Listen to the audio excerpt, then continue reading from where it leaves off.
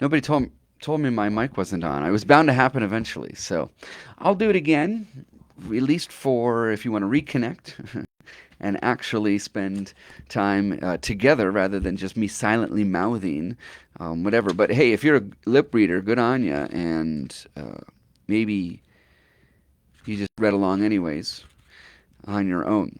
Uh, but regardless, I'll do it again. So Deuteronomy 30, I'll meet you at verse 15. Most of you know the drill by now. Um, if you want to connect here in devotion, verse 15 is where I'll meet you. See, I have set before you today life and prosperity, death and adversity. If you obey the commandments of the Lord your God that I am commanding you today, by loving the Lord your God, walking in his ways and observing his commandments, decrees, and ordinances, then you shall live and become numerous, and the Lord your God will bless you in the land that you are entering to possess. But if your heart turns away, and you do not hear, but are led astray to bow down to other gods and serve them, I declare to you today that you shall perish. You shall not live long in the land that you are crossing the Jordan to enter and possess. I call heaven and earth to witness against you today that I have set before you life and death, blessings and curses. Choose life, so that you and your descendants may live, loving the Lord your God, obeying him and holding fast to him. For that means life to you and length of days, so that you may live in the land that the Lord swore to give to your ancestors, to Abraham, to Isaac, and to Jacob. So again, this Choose Life, which is the title of our devotion from Christ in Our Home, if you want to continue their reading together and reflecting in devotion, will accompany as the Old Testament reading on Sunday, the Gospel of Luke, where we will hear of blessings and woes.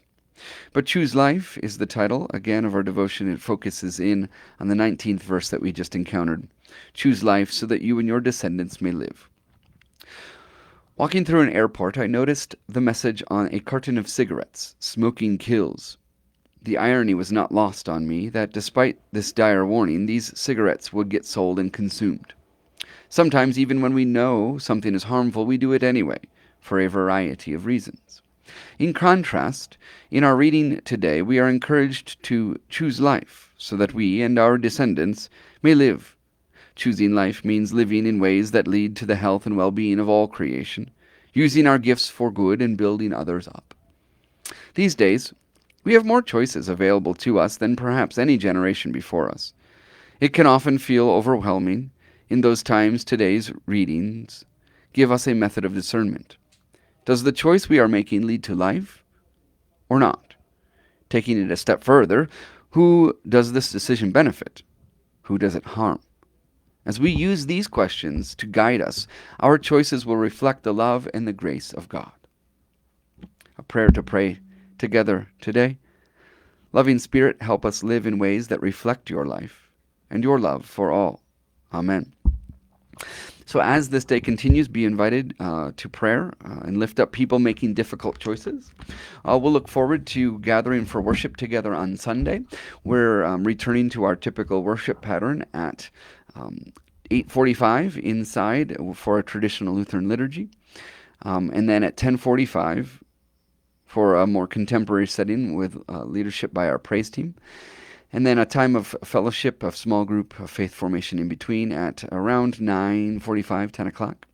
So be invited to come and worship, stay late, or come early, gather in fellowship, and then worship together on Sunday morning as we continue to share this journey together.